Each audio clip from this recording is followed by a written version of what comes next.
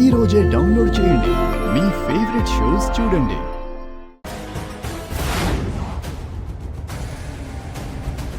అక్షయ ఈ సమయంలో ఇక్కడికి ఒంటరిగా ఎందుకు వచ్చింది?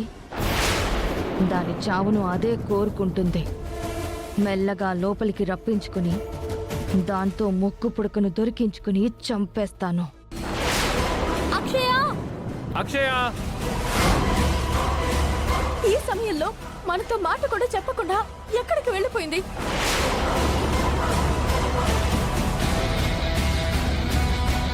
అక్షయ!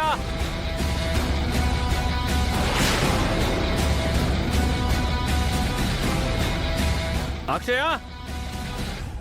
ఇప్పుడు నిన్ను నా మంత్రశక్తితో మాయం చేసి నా కోటలో ప్రత్యక్షమయ్యేలా చేస్తాను. అక్షయ! అక్షయ! బావా